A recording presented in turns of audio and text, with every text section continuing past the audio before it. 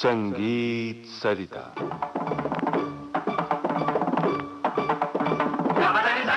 मित्रों नमस्कार। विविध भारती के खजाने से आज सुनिए सुविख्यात गायिका विदुषी मालिनी राजूरकर से व्यंकटेश गोडखिंडी की बातचीत। आकाशवाणी हैदराबाद केंद्र पर रिकॉर्ड की हुई ये बातचीत विविध भारती से पहली बार प्रसारित की गई थी वर्ष 1987 में। आइए सुनते हैं। मालिनी जी नमस्कार। नमस्कार। आपको संगीत में रुचि कैसे पैदा हुई? देखिए, आप जानते हैं कि महाराष्ट्र के तो घरों घरों में स्वर्गीय बाल गंधर्व जी के कारण शास्त्रीय संगीत बहुत लोकप्रिय था। मेरे माता पिता और जो चाचा जी थे वो भी इससे बहुत प्रभावित थे, तो इस कारण शास्त्रीय संगीत में वो भी बहुत रुचि रखते थे और बचपन से ही हम सभी भाई बहनों को मतलब संगीत के संस्कार मिले। जब आप संगीत सीखने लगी तब आपकी उम्र क्या थी? ऐसे तो समझे कि 4-5 साल की उम्र से साधारण गा बजा रहे हैं। हाँ।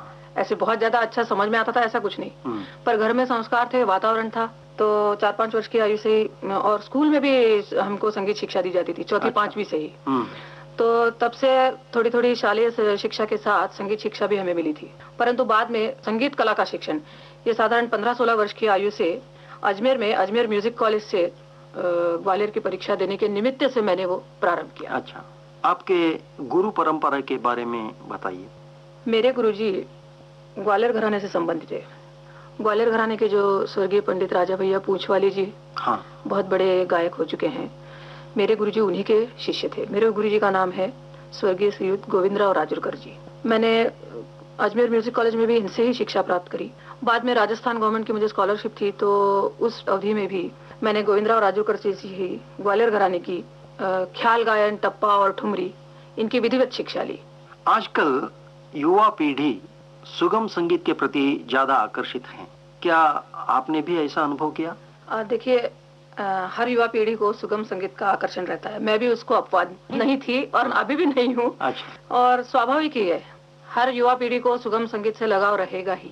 ख्याल के अलावा आप ठुमरी और विशेष रूप से टप्पा भी गाती हैं। टप्पा के बारे में कुछ बताइए। हाँ, ख्याल गायन के साथ साथ मुझे ग्वालियर के टप्पा गायन की भी कुछ तालीम मिली है। टप्पा यह एक विशिष्ट प्रकार की गायन शैली है। इस गायन शैली को कहा जाता है कि पंजाब के गुलाम नबी नामक एक श्रेष्ठ गायक ने निर्माण किया और शोरी मियाँ के उपनाम से इन्होंने टप्पे रचे।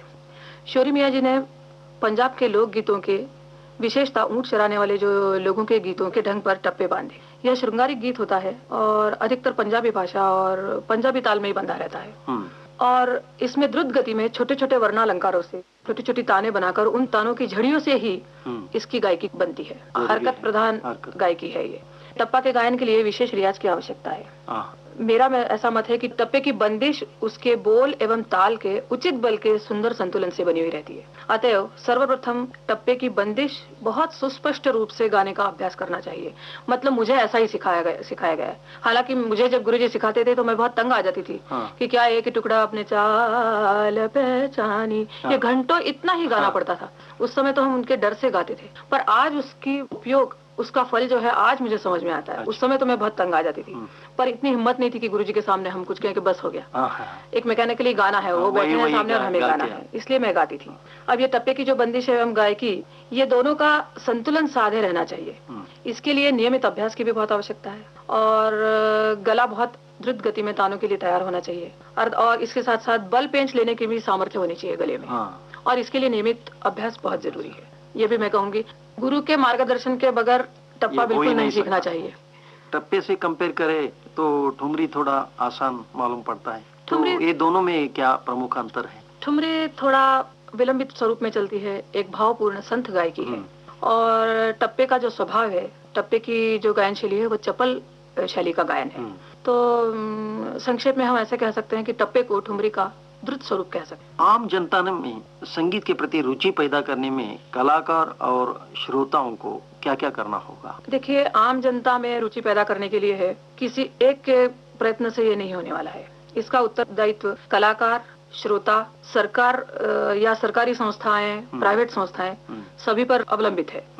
कलाकारों की दृष्टि से ऐसा होगा कि कलाकार जब अपनी कला का प्रदर्शन करते हैं तो कला के जो दो पक्ष हैं, भाव पक्ष और शास्त्र पक्ष, अधिकतर शास्त्र पक्ष गाने से जो आम जनता है वो पसंद नहीं करेंगे। हाँ, पसंद नहीं करते हैं, उनको रुचि नहीं उत्पन्न रहती है या तंग आ जाते हैं, बोर हो जाते हैं। तो कलाकार को चाहिए कि अपना शास्त्र पक्ष कायम रखते हुए, उसको न बिगाड़ते हुए भी रंजक बनाकर भाव पक्ष से सुस्पष्ट शब्दों में काव्य अच्छा, उसके जो बंदिश है के बोल हैं वो अच्छी तरह से गा के अर्थ समझा के अगर गाएं तो शायद आम जनता उसमें ज्यादा रुचि ले सकती है। श्रोताओं का क्या है कि श्रोता लोग क्लासिकल संगीत नहीं सुनना है, इस मतलब मेंटालिटी से तो गाना नहीं हो सकता है। उनको भी थोड़ी थोड़ी सुनने की आदत डालनी चाहिए। सरकार को चाहिए कि स्कूलों में और कॉलेज में, पोस्ट ग्रेजुएशन में भी ये संगीत सब्जेक्ट इंट्रोड्यूस करें। प्राइवेट संस्थाओं के लिए यह है कि वो दोनों तीनों प्रकार के प्रोग्राम्स करने चाहिए, अच्छे श्रेष्ठ कलाकारों के भी, होनहार कलाकारों के भी, और साथ में लेक्चर डेमोन्स्ट्रेशंस। ये तीनों प्रकार के कार्यक्रम अगर कोई भी संस्था आयोजित करती है तो आम जनता के लिए इसका बहुत फायदा होगा। उभरते कलाकारों को अपनी कला का प्रदर्शन करते समय योग्य मंच मिलना कभी कभी बहुत कठिन हो जाता है, इस बारे में आपके क्या विचार हैं?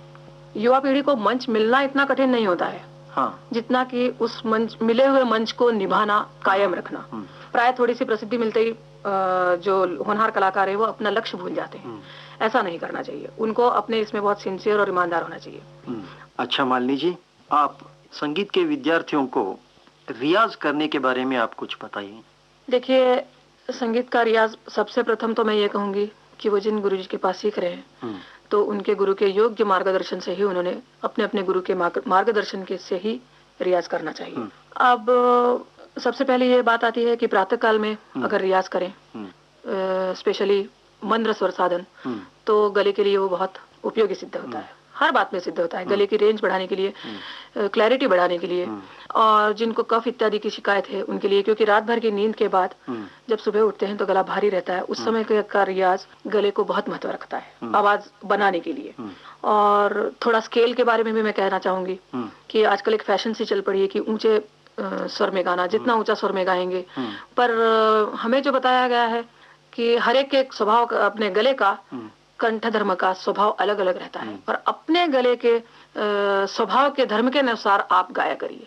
जरूरी नहीं है कि एक ने अतितार में गाया तो आप भी अतितार में गाइए, जरूरी नहीं है एक ने काली पांच में गाया तो आप भी गाइए। आपके गले की जो रेंज है उसी के हिसाब से आपको प्रैक्टिस करनी चाहिए, वो बहुत जरूरी है, नहीं तो गला आवाज बिगड़ने की संभावना रहती है। और पुराने संगीतकारों में आजकल के संगीतकारों में ये अंतर है, आजकल के कलाकार ये टेप रिकॉर्डर को बहुत इस्तेमाल करते हैं। जी हाँ।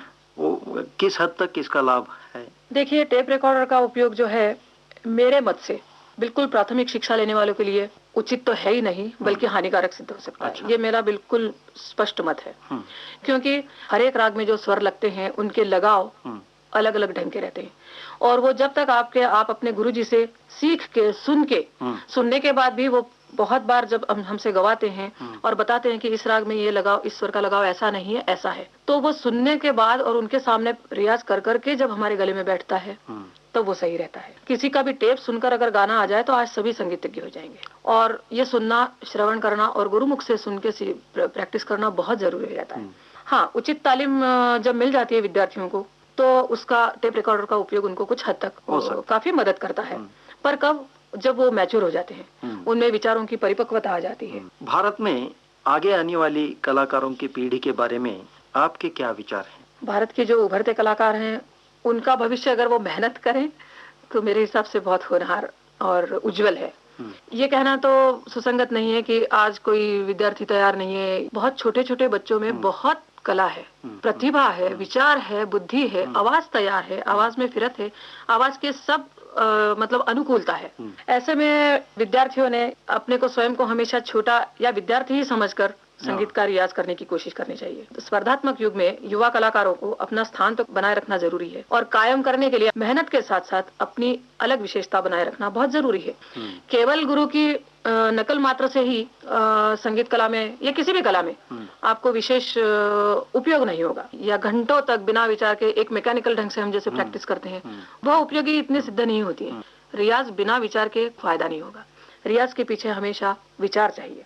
और साथ ही मेरा वैयक्तिक मत यह है कि आजकल जो विद्यार्थी हैं या कलाकार हैं वो अर्थ प्राप्ति एवं कीर्ति, इसके पीछे बहुत जल्दी पड़ जाते हैं, तो उनका उद्देश्य कीर्ति या अर्थ प्राप्ति न रखकर अधिक से अधिक मेहनत करना। जैसे कृष्ण जी ने अर्जुन को कहा है वो बहुत मतलब प्रैक्टिकल है वो, कि भाई कर्म करो, कर्म में विश्वास रखो, फल में नहीं। यदि हर कलाकार अपने को आध्यात्मिक रूप से कुछ उन्नत करने का प्रयत्न करे तो ईर्ष्या, द्वेष जैसी क्षुद्र मनोवृत्तियों से वह काफी ऊंचा उठ सकता है। अच्छा मालिनी जी, आप बहुत अच्छी जानकारी दी। संगीत सरिता के श्रोताओं के तरफ से मैं आपका आभार मानता हूँ। नमस्कार।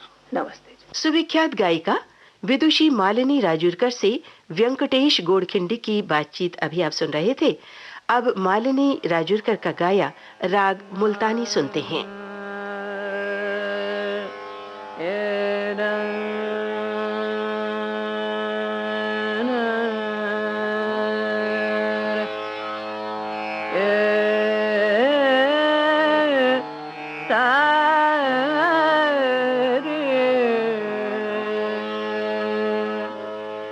इन दुर्जन लोगवा को कहा करू हरि आली आली।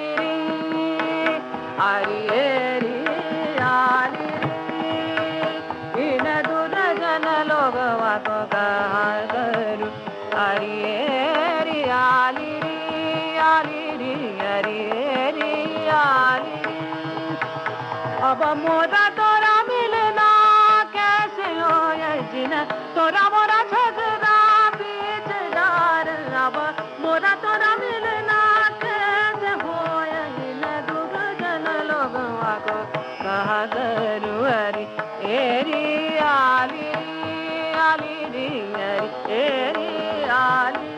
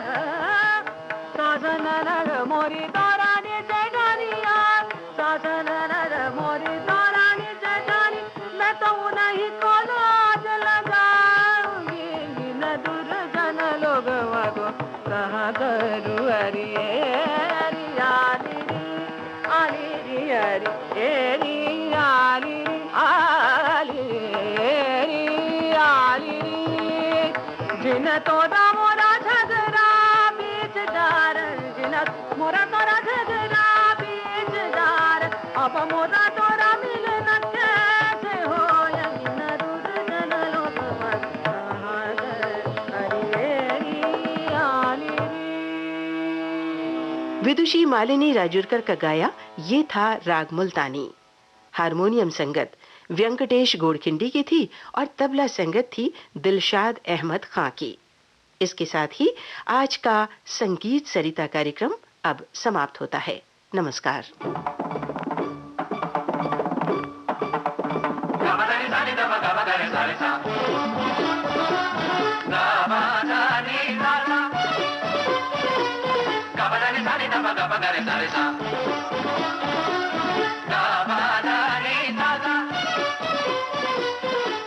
Da